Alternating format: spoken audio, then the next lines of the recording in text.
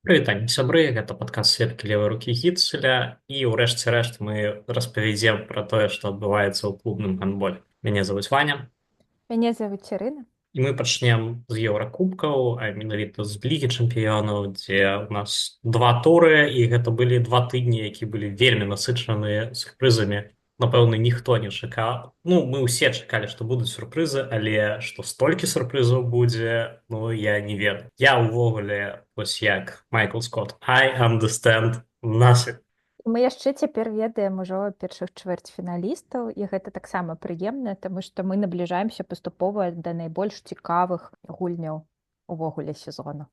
Ну так, у нас ёсць Веспром, які выйграў групу А, і Барса, якая выйграла групу Б. Мы гэта ўжо ведаем дакладна. І гэта насамрэч цікавы фактар, тому што ну фактычна яны могуць адпачываць гэтыя два туры. Могуць, але яны не будуць адпачываць, мы ведаем. Як табе Веспрем у супрацьстаянні са спорцінгам? Гэта было вельмі добра з боку спорцінга, але мы ведалі, што гэта будзе зашмат эмацыйна для Веспрама. Ім патрэбна была гэтая перамога. Яна была здабыта ў вельмі цяжкім матчы. То бок, напэўна, у якіх-небудзь іншых абставінах яны маглі б так не спрачацца за свой лёс до самага канца. Тут гэта было прынцыпова, і Веспром увогуле паказвае для мяне гэта, напэўна, мы, конечно, ведаем, што Веспром не можа выйграць лігу чэмпіёнаў, гэта аксіома, але калі браць па якасці гульні, напэўна, гэта нумар адзін на дадзены момант з вялікім адрывам. Абсалютна. І варта адзначыць тут яшчэ варта адзначыць і Фабрэгаса, і ну сапраўды Веспрем зараз гэта топ каманда. Ну яны заўсёды былі топ-каманды, але проста ў паядынку, напрыклад, вось гэты матч са спорцінгам большасці людзей і нават не гандбольных запомніцца тым фактам, што ён праводзіўся з удзелам аднаго суддзі пэўнай хвіліны. І ты ведаеш, так цікава, што мне пра гэта пачалі пісаць людзі абсалютна далёкія ад гандбола і пытацца, што там здарылася, што гэта такое. За некалькі хвілін да перапынку Еспер Мадсен страціў прытомнасць, і яго выносілі з пляцоўкі на насілках. І так атрымалася, што Мац Хансен тую частку гульні, якая засталася, праводзіў сам. Гэта было відавочна цяжка, але мы ведаем, што ў правілах насамрэч так закрэплена, што калі штосьці такое здараецца, рэферы застаецца сам насам з гэтай сітуацыі. Гэта выпадак вельмі рэдкі, але не ўнікальны. Мы такое ўжо бачылі некалькі гадоў таму. І гэта насамрэч дзіўна, таму што мы ведаем, што ў футболе там ёсць чацвёрты арбітр, які выходзіць і замяняе.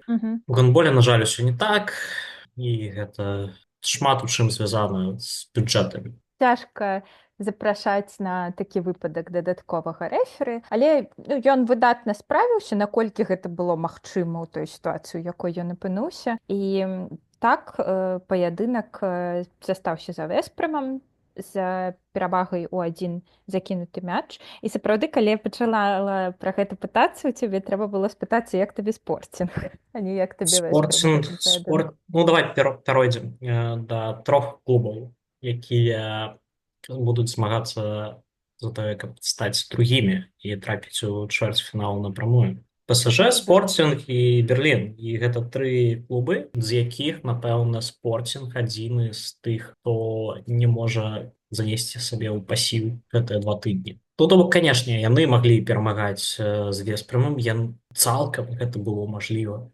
Калі б гэты матч скончыўся перамогай Спорцінгу, ніхто б не сказаў, што вау. Калі б хтосьці вырабіў Гаспара Маргуча на апошніх секундах, таму што там на самы канец зноў-такі Марыцім Кошта ўзяў на сябе ролю лідара і закінуў вырашальны на той момант вырашальны мяч. І калі мы глядзім на гэта ўсё, напэўна, для мяне Спорцінг з'яўляецца галоўным фаварытам на другі радок у гэтай групе, таму што ну, па якасці гульні да іх няма ніякіх пытанняў. У адрозненне ад таго ж ПСЖ, у адрозненне ад Фюкса. А ты ведаеш, што Рыкарда Кошта, галоўны трэнер Спорцінга, пасля паядынку сказаў, што цалкам я задаволены гульнёй, але вось былі канкрэтныя памылкі на апошніх хвілінах, якімі Веспрэм скарыстаўся. Такім чынам ён бачыць вось гэтыя кропкі росту. І гэта крута. Ну, гэта цалкам добра, і я ўжо гэта казаў, але варта будзе паўтарыць, што гэты спорцінг ён не абцяжараны спадзевамі кагосьці, што яны будуць выйграваць у кожным матчы. Яны гуляюць без псіхалагічнага ціску, і таму яны могуць рэфлексаваць, яны могуць фіксаваць тое, што было дрэнна, тое, што было добра, і у вельмі спакойным рэжыме даводзіць гэта ўсё да дасканаласці. Ну так. І ўвогуле вось поспехам спорцінга, як і поспехам там зборнай Партугаліі, мы ў гэтым сезоне будзем абсалютна без якіх-небудзь абставінаў іншых і довадаў вельмі рады. І за іх хочацца заўзець. У адрозненне ад таго ж ПСЖ. Ну, што я магу сказаць, што гэта клуб, які прайграў дома Вісле, потым згуляў унічыю з Дзюнкеркам, і потым не без праблем быў лепш за Фрэдэрысію. Гэта ўвогуле каманда, якая не выглядае топ-клубам. Гэта каманда, якая зрабіла ўсё, каб прайграць чэмпіянат Францыі, таму што там Нант у нашмат лепшай форме. І я не бачу, я ўвогуле не бачу, за кошт чаго яны будуць дадаваць. Ну, то бок, на дадзены момант гэта мёртвы клуб. І ім на гэтым тыдні, калі выйдзе гэты выпуск, гуляць з Веспрэмам, які проста не будзе прабачаць ніякіх памылак. А памылкі будуць. Здаецца, што так. Здаецца, што так. І зноў-такі персанальна тут і не адзначыць нікога ў ПСЖ, ну можа толькі Каміля Сыпшука можна. А можа і не. Ну, напэўна, так. Калі, ну, тут калі каманда прайграе так, то шукаць светлыя плямы не даводзіцца. Ну і ладно, давай тады пяройдзем да Фюкса, улічваючы тое, што ты на мінулым тыдні з імі пазнаёміўся больш блізка. Ну, увогуле, я сачу за Фюкса вельмі шчыльна і вельмі даўно. І я ведаю, што ў іх у кожным сезоне ёсць матч, за які сорамна ўсім. І гэта быў, напэўна, вось той матч, але там было столькі ўсяго Які вось намешана. той, скажы, гэта быў матч А, Віслы? гэта быў матч супраць Віслы, гэта татальны жах. Мы ведаем, што Фюкса можа быць нестабільная, і яны паказалі гэта ў Бундеслізе, згуляўшы ў нічыю. Глемга, канешне, гэта не вельмі зручны для Берліна клуб. Усе гэтыя выправы яны, ну, забіраюць шмат. Але, ну, мы павінны ведаць, што Берлін гэта клуб, які змагаецца і ў лізе чэмпіёнаў, і ў Бундеслізе, і ўсё, калі мы глядзім вось толькі на табліцу, ўсё даволі добра. І тут мы бачым, што спачатку яны не ўтрымліваюць +3 ў канцоўцы з Лемга, потым была Вісла, і пачнем з таго, што ўжо на размінцы яны выглядалі як каманда, якая такая, ну мы тут у паўсілы, там глядзіш на Гіцеля, Гіцель хіба што можа храмае, можа са здароўем штосьці не тое, але не, ну гэта проста цану далі адпачыць. Потым Гіцель не выходзіць у старце. Гіцель выйшаў там на хвілінкі 15, можа быць. І ўжо у той момант было цяжка штосьці ратаваць, таму што на той момант там уже перавес Віслы вельмі значны. І Гіцель яшчэ, ну, хвілінак 5 просто шукаў тэмп свой. Ён там пару раз смазаў у 100% сітуацыях. І потым гэта такая агонія была. Калі мы глядзім на другі тайм, у якісьці момант я гляджу на пляцоўку і што тут адбываецца? Чаму я бачу 3 леварукіх гандбалістаў у задняй лініі? Былі адначасова Віды, Ліхтляйн і Гіцель. А потым я такі гляджу, ну і Ланхоф, ну то бок яны гулялі без лінійнага. Не тое, каб гэта не давала нейкую перавагу, гэта давала перавагу, гэта, ну, нейкая вынаходка, але калі ты бачыш такія хады, ну, гэта ўжо роспач нейкая. І тут мы бачым, што вось яны адгулялі, ну, гэта быў абсалютна дакладна найгоршы матч каманды ў сезоне. І тут яны проста б'юць Фленсбург, не пакідаючы ніводнага шанса. не будучы ні на адным з адрэзкаў матча горш. То бок мы, напэўна, не ведаем чагосьці. Напэўна, Яран Зіверт праводзіць нейкую ратацыю, выбірае, ведаеш, у ангельскай мове ёсць такі выраз choose your battles. Вось, напэўна, гэта і адбываецца, што вось тут нам трэба пазмагацца, а вось тут, ну, трымаецца, не трымаецца. І ўвогуле, напэўна, у гэты момант можна сказаць, што Берлін будзе афіраваць лігай чэмпіёнаў у нейкім сэнсе. Я думаю, што яшчэ рана белы флаг вось гэты выкідваць.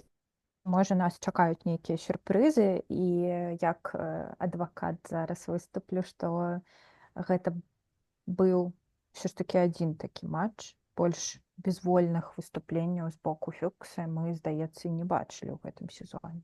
І яшчэ момант, што гэта было, нагадай, калі ласачка, пасля падпісання Гітцеля. Пасля. Пра падпісанне Гітцеля было аб'яўлена на дамашняй сустрэчы з Потсдамам 9 лютага. Ну, у Фюкса ёсць яшчэ адна трансферная навіна, дарэчы, яны ж яшчэ падоўжылі Нільса Ліхтляйна. І таксама там на шмат гадоў да 28. І яшчэ былі спекуляцыі пра тое, што Фюкса жадае атрымаць Сімона Петліка. І вось на гэта я паглядзеў.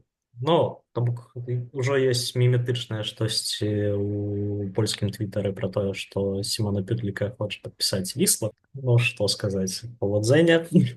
Але, ну, пераход Петліка ў Берлін, гэта быў бы падмурак для нейкага, ну, вось проста топ-топ клуба. Калі б мы мелі штосьці кшталту зборнай Даніі на клубным узроўні, гэта было б цікава.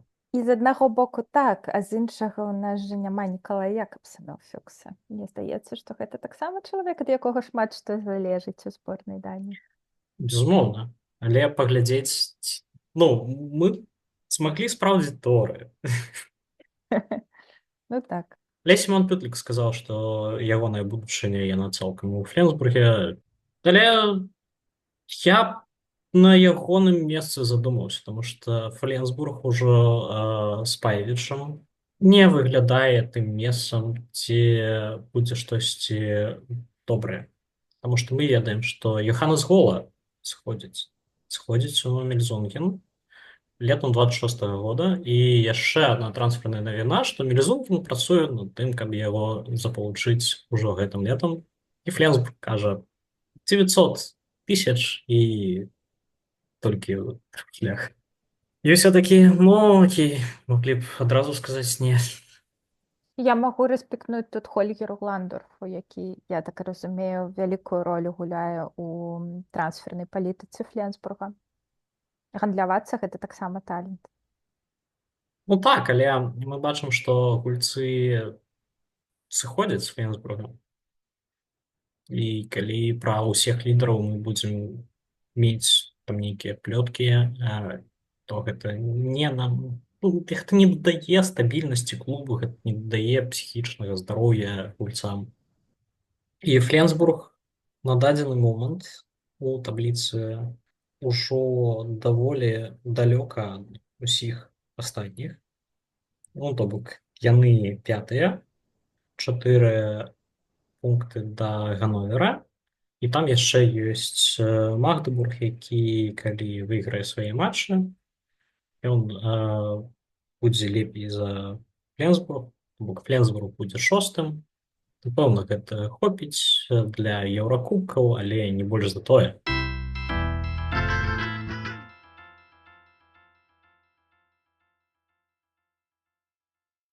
Але давай вернемся да Лігі Чэмпіёнаў ўсё ж, таму што у нас у гэтай групе ўсё вельмі цікава, вельмі непрадказальна. Ёсць бухарэсцкае Дынама, якое прайграла 2 матчы і ўжо апынулася ў той сітуацыі, калі нельга казаць, што яны выйшлі ў плэй-оф. Ёсць рызыкі.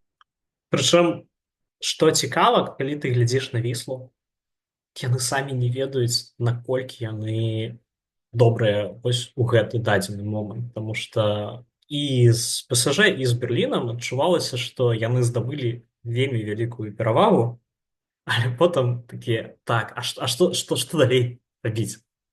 Думаць, што адбываецца? Мы самі не чакалі. І, дарэчы, пра Віслу. Яны ў чацвер згулялі матч з Фюксы, выйгралі.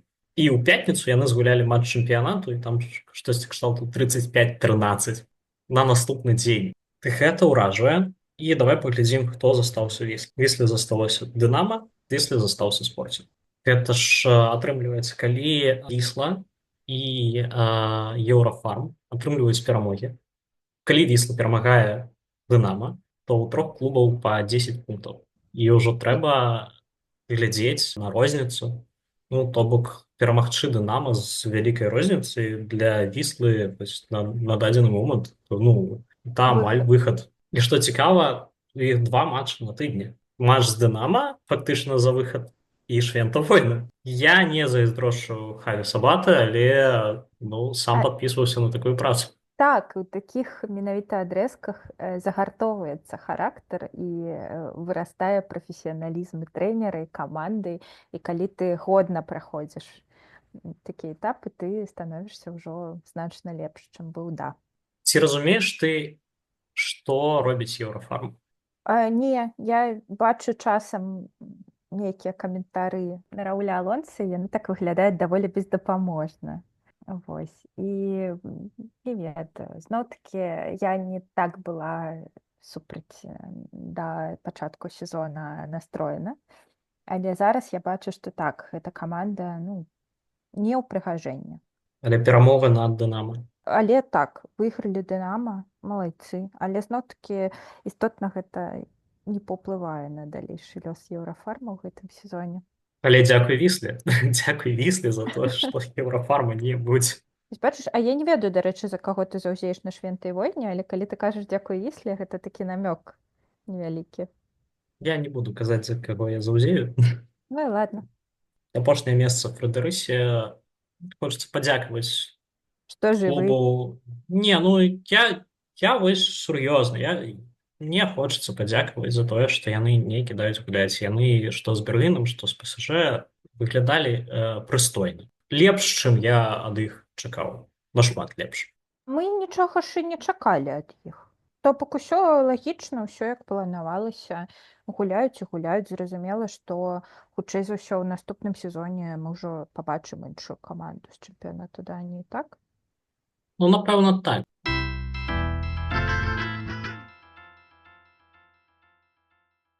Ну што, я прапаную перайсці да другой паловы. Давай, і пачнем тады з нашых спачуванняў Гансала Пересу де Варгасу, таму што такая траўма, пашкоджанне калена вельмі сур'ёзнае, якое патрабуе аператыўнага ўмяшальніцтва і прадугледжвае даволі доўгі тэрмін аднаўлення.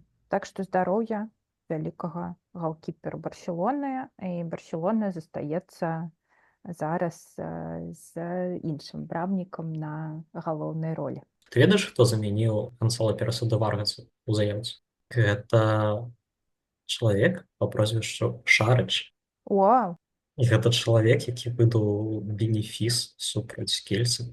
Вось бачыш, ёсць у Барсы нейкі сакрэтны інгрэдыент, які дазваляе ёй адкрываць для нас імёны. Але калі мы будзем казаць пра тое, што Барса паказвае пасля перапынку на чэмпіянат свету, то гэта гэта нешта дзіўнае, таму што мы ад Барса чакаем больш. І той факт, што яны выйгралі групу заўчасна, мяне, напрыклад, здзіўляе. Таму што яны вельмі шмат пакутвалі ў матчы з Ольбергам, і там he's back. Я пра Нікласа Ландзіна, які у апошнія 5 хвілін гэтай сустрэчы паказаў, што у гандбол гуляюць там 2 каманды, а выйграе тая, у якой ёсць Ніклас Ландзін. Для кантэксту там былі сейвы ў апошнія 5 хвілін, і Ольберг павінен быў перамагаць, там была атака, у якой яны згубілі мяч. Свіснулі фол за тое, што там неправільна палажылі гэты мяч, і гэта былі 7 метраў, і выходзіць Ландзін, просто такі, окей, я выйграю гэты матч за вас, калі вы не можаце латацца. Вось што значыць майстэрства. Ніклас супер. Паядынак Барселоны супраць Кельца, напэўна, варты абмеркавання больш. Так, таму што кельцы трэба было штосьці здабываць, і кельца выйшаў на гэты матч вельмі зараджаным, і па якасці гульні там амаль няма пытанняў да кельчан, таму што гэта было нашмат лепш, чым мы звыкліся. Таму што там запрацавала ўсё, але гэтага не хапіла. Вось на дадзены момант класу гульцоў не хапае, каб перамагаць Барселону. І калі мы спачуваем Барсе, то мае спачуванне таланту да Ішмаева. У твайго клуба няма кіпера, ты падпісваеш кіпера, ён праводзіць першы матч з Магдебургам, ну, даволі дрэнна, а потым просто выбывае на 4-6 тыдняў, ну, то бок да канца групы Лігі чэмпіёнаў, дзе вось наступае мані тайм. І роўна ў гэты момант ты гуляеш супраць Барсы, якая ўжо на той момант без асноўнага галкіпера, але выходзіць Эміль Нільсэн і паказвае, што такое, калі ў цябе брама на замку. Ну так, не толькі Эміль Нільсон, яшчэ, мне падаецца, Філіп Шарыч. Барса просто паказвае, што, ну, ведаеце, у нас ёсць рэзервы. Мы можам гуляць як апошні клуб у свеце, але потым у любы момант можам уключыць другую перадачу, і калі вы недастаткова добрыя, то гэта робіць. Ну, сумна за Кельца, але да пачатку сезона зноў мы з табой пра ўсе гэтыя праблемы казалі, мы ўсё гэта ведалі і ўсе гэта ведалі сапраўды, але ўсё роўна мы чакаем, ну, можа, і не цудаў, а ну, нейкага пазітыву. Але, на жаль, ну вось не можаш ты, маючы пэўныя абставіны, пераламіць ход жыцця, скажем так, у гэтым выпадку. Ну і сапраўды страта галкіпера адзінага па сутнасці, яна можа стаць такой ракавой на гэтым этапе. Я маю на ўвазе, што гэта ну, галоўная праблема, якая магла б быць. Давай вернемся да кельца крыху потым. Зараз абмяркуем, хто будзе другім. Тому што у нас ёсць Нант, у нас ёсць Ольберг. Обидва клуба маюць па 15 пунктаў. У наступным туры Нант гуляе з Кельца, Ольберг супраць Загребу, і у апошнім туры яны гуляюць паміж сабой. І вось гэта, напэўна, самае вялікае ўпрыгажэнне будзе ў апошнім туры. Любіш Нант, так і кажы. Ну, ведаеш, вось мне вельмі падабаўся Нант Тірэнці. Просто one love. Але ну, гэта Нант таксама вельмі сімпатычныя. Яны гуляюць нашмат лепш, чым мы чакалі ад іх. І гэта каманда, якая, ну, таксама другая Барселона, яны выкапваюць гэтых талантаў. У іх ёсць там былыя, якіх яны запрашаюць там, на вечарыну. Я пра Ромена Лагарда, які вельмі добра ўпісваецца, і ведаеш там, то есть ты губляеш гульцоў, а потым прыходзяць гульцы, якія просто ведаюць стыль каманды, такія, ну, мяне не было тут некалькі гадоў, але я ўсё ведаю. Мы ўсё зробім. Не хваліць. Мне здаецца, што вось ілюстрацыя да тваіх словаў гэта якраз паядынак з пікам апошні. Таму што проста прыйшлі і адпрацавалі прыгожанька. Мяне ўвогуле пік расчароўвае ўсё больш і больш. О, ты ж чуў пра вось гэтую сітуацыю ў чэмпіянаце Венгрыі? Ну так, яны саступілі Балатон-Фюраду. Так. Прычым, ну ладно б заступілі, яны прапусцілі 38. Ну, яны закінулі 36, але пусцілі 38. 38. Калі ў цябе ёсць чалавек, якога завуць Роланд Міклер, і ты прапускаеш 38, ну, я не ведаю, ты, напэўна, па сваёй браме шпуляеш мячы. Так. І ў іх такая дрэнная чорная зараз паласа ідзе, яны саступілі Загребу, яны саступілі Нанту, і яны вось яшчэ і ў нацыянальным чэмпіянаце, дзе звычайна іх усё больш-менш добра, калі яны не сустракаюцца з Вэспрэмам, яны вось саступаюць нечакана Балатон-Фюраду. Што думаеш, як будуць выходзіць з гэтага, што гэта такое ўвогуле? Слухай, гэта, ну, зборная Швецыі ў мініатуры. Альбо у максі-фармаце. Я нават не ведаю, ну, гэта штосьці, што адбываецца з Мікаэлем Апельгрэнам, ён чамусьці не можа працаваць з тым матэрыялам, з тым вельмі добрым матэрыялам, які ў яго ёсць. Ну, то бок я разумею, што, ну, ты прызвычаюся ўсё жыццё працаваць з тым, што ёсць, і лічылася, што ну вось калі ты можаш выжыць з гэтых гульцоў, то ты вельмі добры трэнер. Але ёсць вельмі добрыя трэнеры, ёсць трэнеры топ-каманд. Это розныя рэчы. Вось ведаеш, як Карл Анчэлоці ў футболе. Калі ты просто павінен прыйсці ў распранальню і сказаць, што ну ведаеце, пацаны, вы настолькі добрыя футбалісты, што не мне вам штосьці казаць. Просто возьміце гэты мяч і рабіце з ім тое, што вы ўмееце рабіць. Ну, для таго, каб так сказаць, трэба быць Карла Анчэлотці. Далёка не кожны трэнер нават вельмі высокага ўзроўню здольны так зрабіць. Вось мне здаецца, што піку зараз не хапае. Ну, у цябе футбольная аналогія, у мяне баскетбольная. Грэга Попавіча. Харызмата вялікага. Трэба нейкая невялічкая дэталь, каб усё запрацавала, таму што безумоўна, гэтая каманда здольная вось проста па ростары дамагацца вельмі высокіх вынікаў, і ўсё для гэтага ёсць. Штосьці проста перастала працаваць так, як раней, і для таго, каб яно запрацавала, трэба быць даволі гнуткім. Я маю на ўвазе зараз трэнера. І хутка адаптавацца пад тое, што адбываецца. Вось, здаецца, магчыма, гэта толькі мае здагадкі, што зараз Мікаэль Апельгрен робіць адно і тое, що спадзеве на добры вынік, але ўсё, штосьці ўжо па-іншаму пайшло. Слухай, тут цікава тое, што насамрэч Сегет, яны выйшлі з групы толькі за кошт таго, што у іх лепш баланс гульняў з Кельце. Таму што вось па пунктах яны нават могуць апынуцца ў сітуацыі, калі яны падзеляць шосты радок з Кельце. Ім гуляць з Барсай, ім гуляць з Магдебургам, і гэта не тое, каб лёгкія матчы. То бок, хутчэй за ўсё, яны будуць пятымі, і гэтае пятае месца яно можа прывесці вельмі цікавых сустрэч, напрыклад, з ПСЖ, там, в 1/8. Ну, то бок, калі мы раней глядзелі на пік як на кантэндара, які можа там спрачацца за штосьці, то цяпер фінал 4 не выглядае. Там чвэрцьфінал будзе за шчасце. Ну, пакуль не хаваем. Можа, яшчэ якія-небудзь прыемныя сюрпрызы нас чакаюць, але вось адрэзак сапраўды нейкі жудасны проста для піка выдаўся у гэтым годзе, так бы мовіць.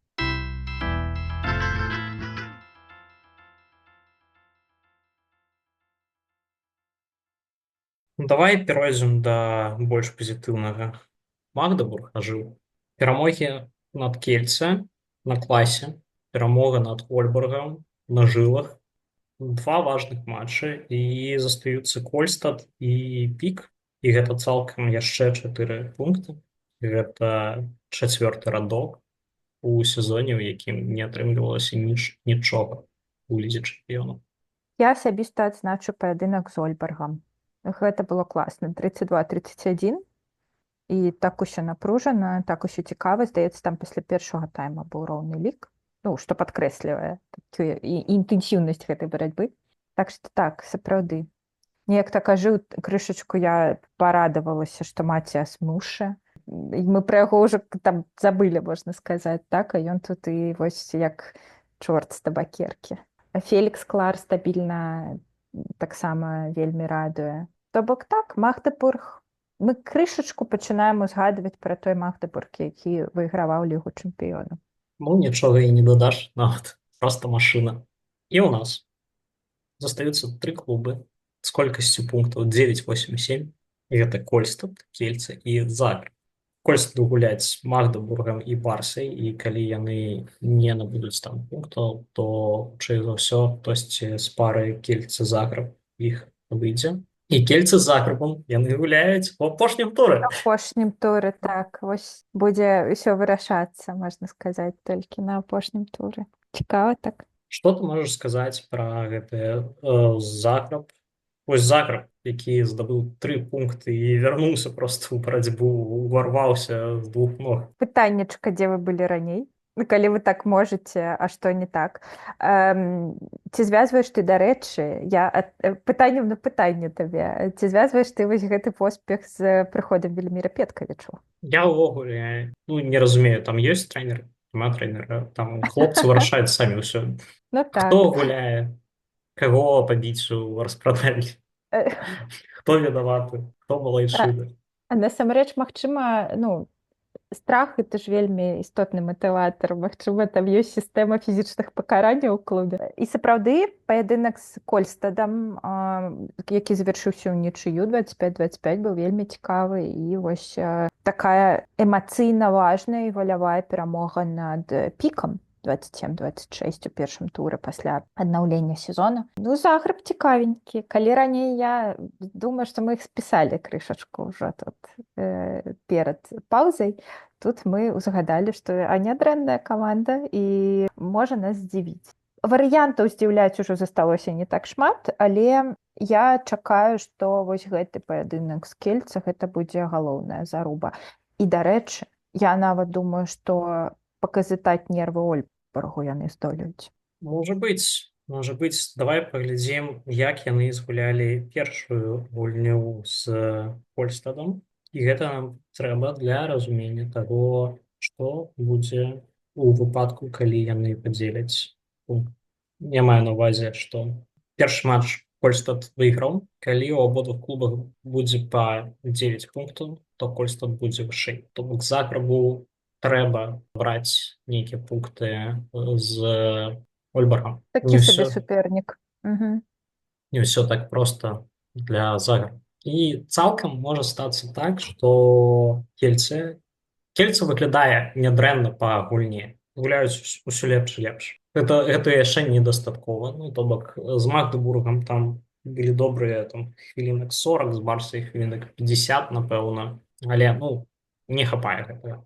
Але, ну, вось калі яны здолеюць да паядынку з Загрэбам дайсці ў аптымальным стане, выбараў у іх няма, гэта матч адразу ж пасля Швентай войны, а да Швентай войны нельга быць непадрыхтаваным. Ну, то можа стацца так, што ось мы не верым, што Кольстад набірае пункты са сваімі супернікамі. А гэта Магдебург і Барса.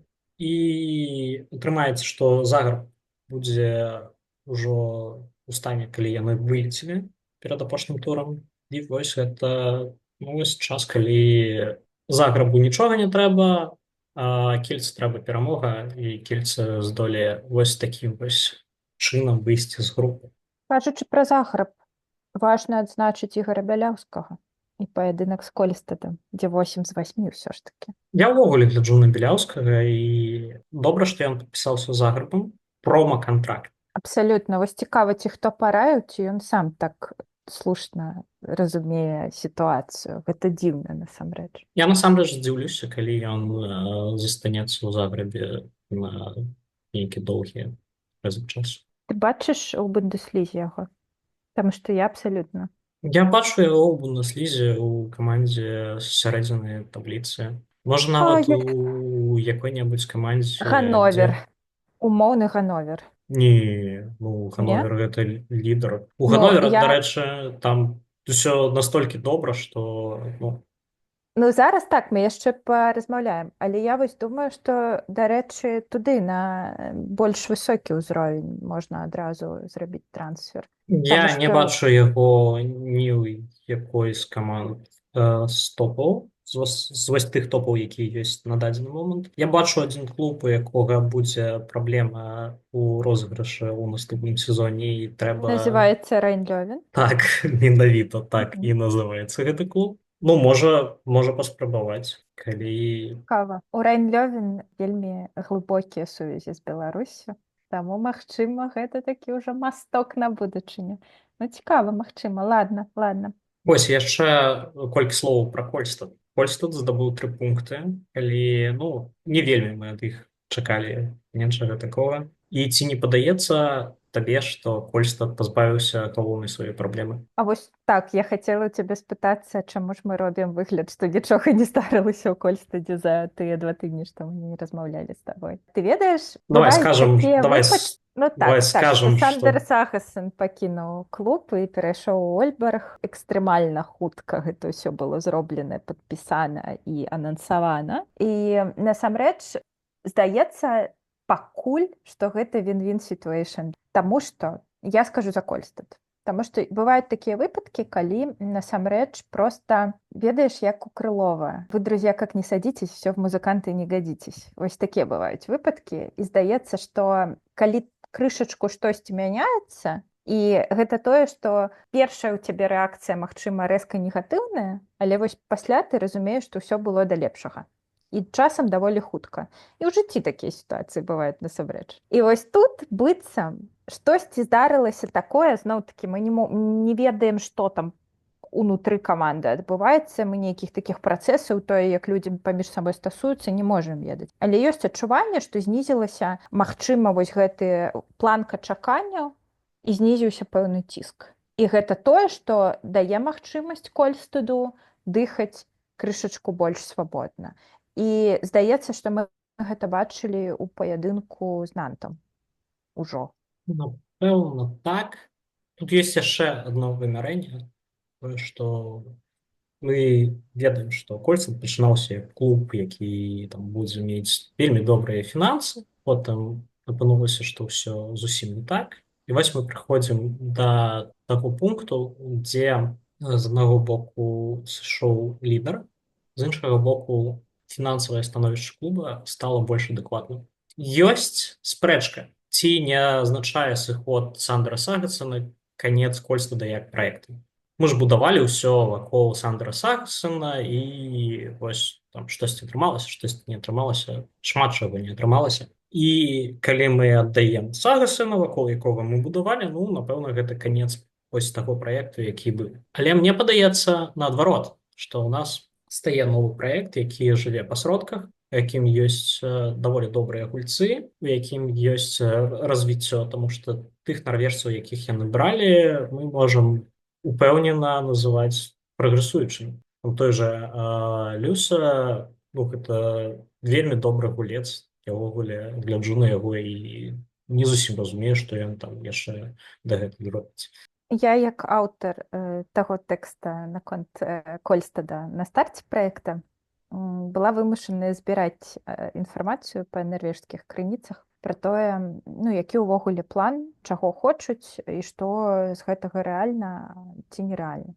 Я нагадаю, што такія навіны увогуле пра тое, што рыхтуецца суперпраект, з'явіліся ў другой палове 2021 года, то бок гэта было вельмі даўно, і гэта быў іншы Сандер Сагасен як мінімум. І мне здаецца, што, магчыма, ты недалёкі ад праўды з гэтымі прапановамі наконт жыцця па сродках. Магчыма. І магчыма, проста за гэты час, а нават для вялікага бізнеса, для вялікіх спартыўных праектаў 4 гады гэта даволі шмат. Проста зразумелі, што трэба штосьці мяняць, і што ўвогуле гэта не класны фэншуй, стаўка толькі на аднаго зорнага гульца. Давайце рабіць стаўку на розных зорак. Давайце мы будзем на пакаленне маладых талентаў там з гэтага рэгіёна, таму што там вельмі спецыфічны рэгіён, такі гандбольны, традыцыйна. Там ёсць каго браць сваіх ужо гадаванцаў. Так што я абсалютна згодная з тым, што, магчыма, яны так разгрузілі вось гэтую зарплатную ведамасць зараз і рыхтуюць трансферныя навіны для нас. І гэта будзе класна, таму што насамрэч як праект Кольстад выклікаў сімпатыю ва ўсіх, мне здаецца. І вось гэты крок, на які яны пайшлі, для мяне выглядае як не крок адчаю, што нам няма чым плаціць нашай галоўнай зорцы, ці нам няма за што там яго ўтрымліваць, а як проста расстаноўка іншых прыярытэтаў, якіх мы не ведаем. Цікава будзе пачытаць. Я думаю, што, магчыма, будуць нейкія публічныя заявы на гэты конт, напрыклад, летам. Прабачце мяне ўсе фаны Кольстада, калі вы ёсць, але для мяне гэта рытуал ачышчэння. Ты думаеш, што Крысціян Берге паганец, так? Што ён нейкія вераванні? Ну так, канешне, мы взялі ў дракар, у лодку памясцілі Сандера Сагасена, адштурхнулі і запалілі стрэлы. Магчыма. І, дарэчы, ну так, трэба актуалізаваць інфармацыю наконт спонсараў Кольстада, таму што раней, калі вось толькі збіраўся гэты вялікі праект, там адным з галоўных спонсараў павінна была быць кампанія, якая пастаўляе электраэнергію. Традыцыйна вось гэтыя вялікія энергетычныя канцэрны гэта не тыя ўстановы, у якіх ёсць праблемы з грашыма. То бок мы тут можам бачыць сапраўды, што проста змяніўся план, які быў спачатку. І гэта цалкам нармальна адаптавацца пад ўсё тое, што адбываецца. І я прапаную завершыць тэму Лігі чэмпіёнаў нашымі прагнозамі. У нас ёсць 4 крытычныя пункты. Першы крытычны пункт ПСЖ, Спортинг ці Фюксы. Ну, адказвай ты, я падумаю. Я за Спортинг, тому што яны больш стабільныя. Яны ведаюць, што яны робяць, у адрозненне ад іншых. Цяжка. Ну, ладно, я таксама за Спортинг, але я не выключаю, што, магчыма, гэта будзе і Фюкса. Наступнае пытанне. Дынама, Вісла, Еўрафарм. Хто лішні? Еўрафарм. Згодзін. Нант ці Ольберг? Цяжка ўздыхаю я. Ну, хай будзе Нант. Я за Ольберг, таму што мне пры усіх сімпатыях да Нанта Ольберг падаецца камандай, якая павінна штосьці рабіць, і у іх у рэшце рэшт ёсць усё для таго, каб гэта рабіць у браме. Ну і астатні поінт. Кольстад, Кельце, Загреб. Эмацыйна Кельце, прагматычна Кольстад, з цікаўнасцю Загреб. Хай будзе Кельце. Сэрцам Кольстад, галавой Кельце. Ну, паглядзім праз 2 тыдні, што з гэтага ўсяго будзе. Так, і даведаемся ўжо хутка. Першыя матчы 13-го тура стартуюць 26 лютага.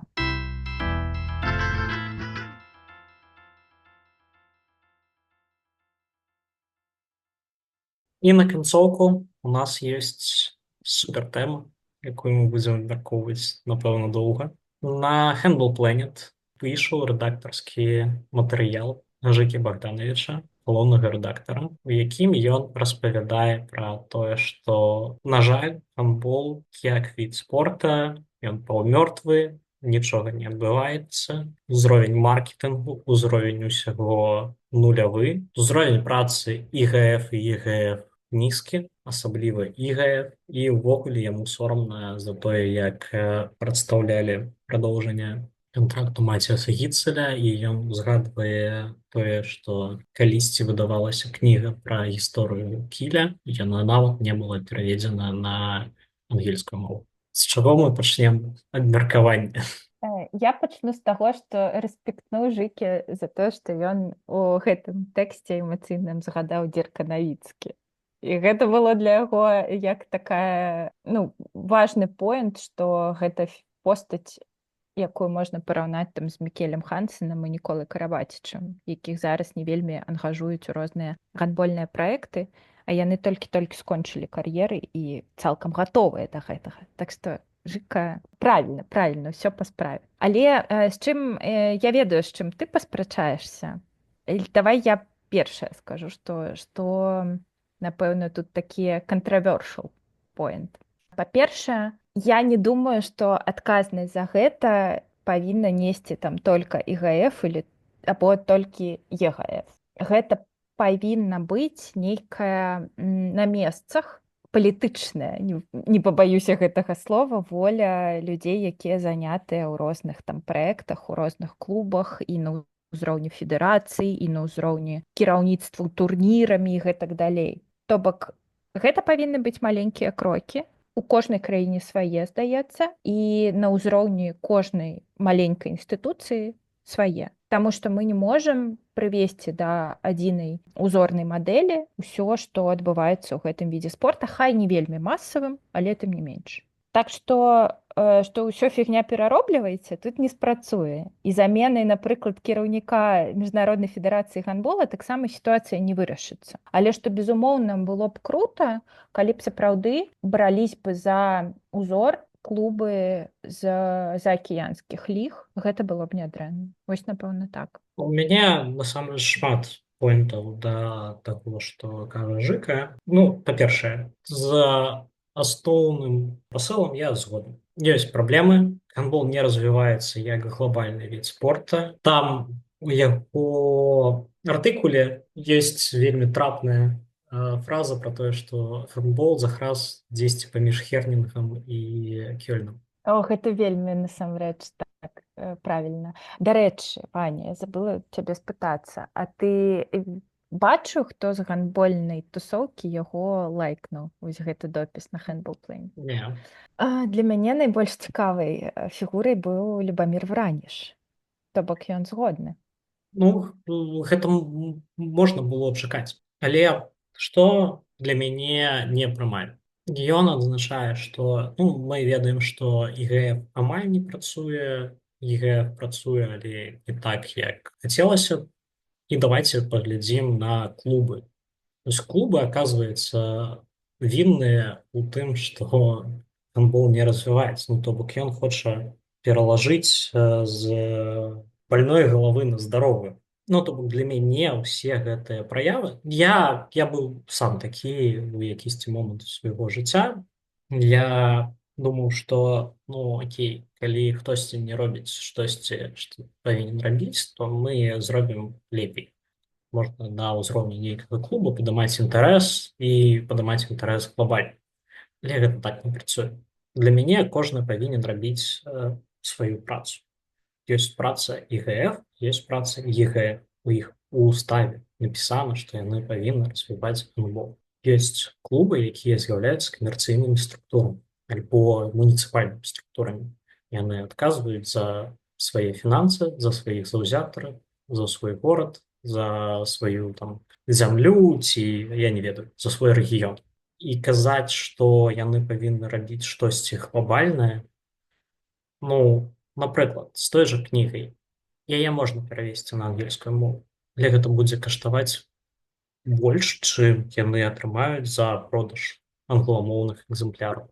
Так здарылася, што гандбол папулярны ў тых краінах, у якіх людзі разумеюць нямецкую мову, амаль ва ўсіх. Слухай, ну я тут не пагаджуся. Магчыма, вось гэтая кніга гэта не галоўнае, але у сайтаў топ-клубаў Бундеслігі няма англамоўнай версіі. Табе здаецца, гэта нармальна? Мне здаецца, не. І калі яны яе дадаюць, а зараз ёсць розныя тулы, якія дазваляюць табе рабіць пераклад не чалавекам, а аўтаматызаваць гэта максімальна і зрабіць такім хуткім, якім гэта ўвогуле магчыма, ты можаш не забраць у сябе колькасць аўдыторыі, якая скажа: фу, вы яшчэ і на ангельскай мове тут штосьці робіце, навошта? Мы же тру немцы і нам дастаткова нямецкай. Не, ты наадварот робіш інфармацыю пра свой клуб больш даступнай для велізарных рэгіёнаў. Гэта будзе і Францыя, гэта будзе і Гішпанія, гэта будуць і Балканы, дзе насамрэч людзі добра валодаюць англійскай мовай у большасці. Ну, на ўзроўні там прачытаць навіны пра клуб абсалютна так. І гэта не патрабуе вялікіх выдаткаў. Ну, глядзі, тут ёсць пытанне. Ага, ну, то бок мы можам там нейкі даволі аўтаматычны пераклад, які ну, просто у Google Chrome называецца райт-клікам і клікам па плашцы Translate to English. Быццам бы гэта не складана. Калі ты хочаш знайсці інфармацыю, ты знойдзеш. І быццам бы ну, няма у клубаў Бундеслігі, па-першае, фінансавых праблем. Ну, там, які-небудзь Гамбург мы за скобкі выносім, але увогуле там ні фюкса, ні кілю не патрэбна там траціць дадатковыя грошы, каб забіць сваю арэну. Там на іх ходзяць на Бундеслігу, на іх ходзяць на лігу чэмпіёнаў там тысячы, там па 7, па 9 тысяч чалавек на кожны матч. Ну, гэта дастаткова. Значна больш ты не зробіш. Ну, то бок гэта каманды самадастатковыя, якія развіваюць свой бренд на тым узроўні, на якім ім зручна. І для таго, каб выйсці на нейкі нашмат большы ўзровень, трэба выдаткоўваць зашмат. У тую столь усё б'ецца, што ты не зробіш больш, чым ёсць аўдыторыя ў свеце. Аўдыторыя ў свеце ёсць у тых краінах, якія мы ўжо пералічвалі. І пакуль не будзе развіцця ў нейкіх там рэгіёнах іншых, нічога не зменіцца. А гэта ўжо задачы ІГФ і ЕГФ. І я, канешне, калі читаю, што ІГФ і ЕГФ яны там недастаткова добра працуюць, але яны там штосьці робяць. Хлопцы, а давайте пачнем з таго, што мы туды не будзем пускаць людзей з крымінальнымі артыкуламі і людзей, якія былі заўважаны ў тым, каб рабіць гэтыя сістэмы карумпаванымі. Ну, давайте пачнем з таго, каб патэнцыйныя спонсары на вас глядзелі як на людзей. І калі мы разважаем пра тое, што трэба развіваць гандбол у новых рэгіёнах, так яго трэба развіваць. Трэба цікавіць людзей. Тое, што робіць ІГФ, гэта найгоршае, што можна рабіць. Яны імітуюць дзейнасць. Яны павялічваюць колькасць каманд, яны гавораць, што ну вось у нас ёсць афрыканскія, азіяцкія зборныя, у якіх няма ніякага інтарэсу да гандболу. Зборная Катара у 2015 годзе была другой на чэмпіянаце свету. Праз 10 год колькі катарцаў ёсць у старце этой каманды? В старце 0, у заяўцы 2. Ну, то бок, пра што можна увогуле гаварыць? І тым больш шкада, што гандбол, нягледзячы на тыя моманты з там цяжкасцю ўспрымання правілаў ці нейкіх там гульнявых момантаў, гэта вельмі відовішчны від спорта. І мне так шкада, што для вялікай колькасці людзей ён застаецца абсалютна невядомым. І не проста як там з'ява, а і яго прыгажосць і яго цікавасць, гэта ўсё, што звязана з менавіта гульнявым працэсам і каля яго, таму што з маёй кропкі зору гэта вельмі лёгка прадаваць. Гэта ж круто. Ну, менавіта мужчынскі гандбол. Дарэчы, ці пыталі цябе калі-небудзь там нейкія знаёмыя, сябры, чаму для цябе гандбол такі цікавы? Заўсёды. І што ты ім адказваеш? Ёсць два тыпу людзей, якія задаюць гэтае пытанне, таму што я, ну так, каранямі з баскетбольнай тусоўкі, звычайна баскетбалісты ставяцца не вельмі прыязна да гандбола, таму што, ну, зразумела, гэта зусім іншы ўзровень, ім падаецца, што ўзровень фізічнага ўзаемадзеяння. Ім падаецца, што гэта проста такая вулічная бойка часам. Ну, мы ж ведаем, што, магчыма, раней так гэта і выглядала, і для іх, магчыма, гэта так і выглядае. Але яны пытаюцца, я імкнуся распавесці менавіта вось на ўзроўні гульні, што зараз шмат чаго з'явілася, розных схаваных перадач, фінтоў і іншых відовішчных момантаў, якія ёсць таксама ў баскетболе, іншыя іх праявы, але і ў гандболе таксама гэта ёсць. Гэта трошачкі іншае, але гэта вельмі цікава за гэтым назіраць і асабліва цікава гэта бачыць на свае вочы, не перад экранам тэлевізара. Таму што, на маю думку, гандбол гэта не тэлевізійны від спорта. Вось, напрыклад, Формула-1 гэта тэлевізійны від спорта. Там няма чаго глядзець, калі ты прысутнічаеш непасрэдна на трэку. А вось гандбол варта глядзець менавіта з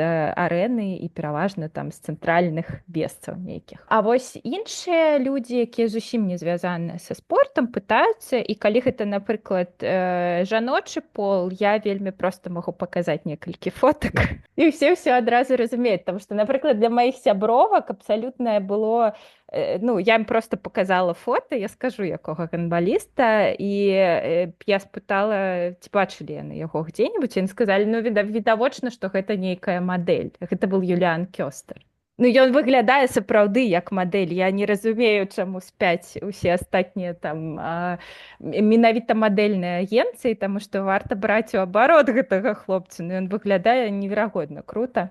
І такі, ну, абсалютная такая камерцыйная знешнасць. Пры гэтым ён і гандбаліст класны. Там мне асабіста не шкада, што пакуль на яго не звяртаюць увагу у іншых сферах. І так, гэта, ну, можа, такі вельмі спрошчаны варыянт адказу на гэтае пытанне, і вядома, што не за гэтым я гляджу. Але мне здаецца, што ёсць момант, вядома, вось гэтага прыцягнення ўвагі заўзятараў, чыста абсалютна маркетынгавы, які прапускаецца. І прапускаецца ён і на ўзроўні вось тых інстытуцый, пра якія ты кажаш, ІГФ і ЕГФ, безумоўна.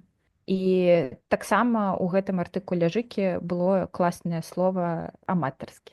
Таму што ўсё шмат што ў гандболе аматарскае.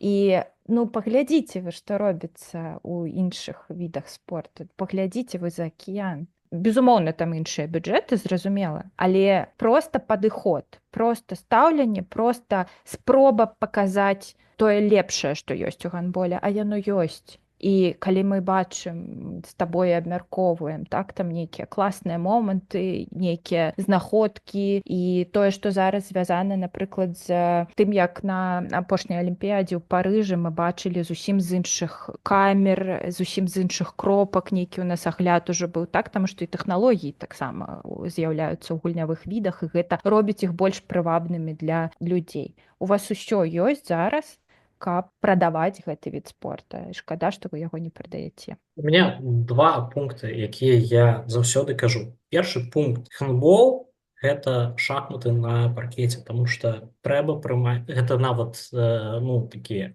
альбо бліц, альбо нават булет, калі табе трэба прымаць шмат рашэнняў, ад кожнага рашэння штосьці залежыць, і гэта трэба рабіць вельмі вельмі хутка. Ну, то бок гэта не толькі пра фізіку, гэта і пра тое, што у мазгах у гульцоў. А другі пункт, ведаеш забаненую рэкламу рэгбі? Не. Калі у футболе ідзе падкат, там гулец там корчыцца, да яго падбягае там лекар і пачынае яму фрызуру папраўляць. І там рэгбі для мужикоў. Так, Для мяне дарэчы, так, Для так, мяне так. гандбол гэта ну вось пра фізіку, пра тое, што ты павінен гуляць там косць у косць і ты ведаеш, што гэта правільна. Ну я люблю там рэгбі, хакей, для мяне ну гэта цалкам нармальна.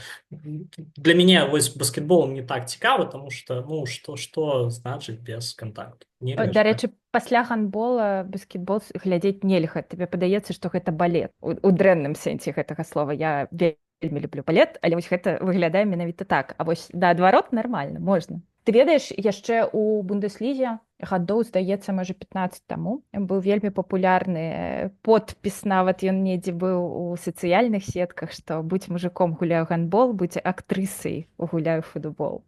На гэтай ноце і скончым. Да сустрэчы праз 2 тыдні, там будзе што абмеркаваць. Як вы бачыце, мы сумавалі па клубах. Вельмі сумавалі. Так што яшчэ пагутарым. Да пабачэння, сябры. Да пабачэння.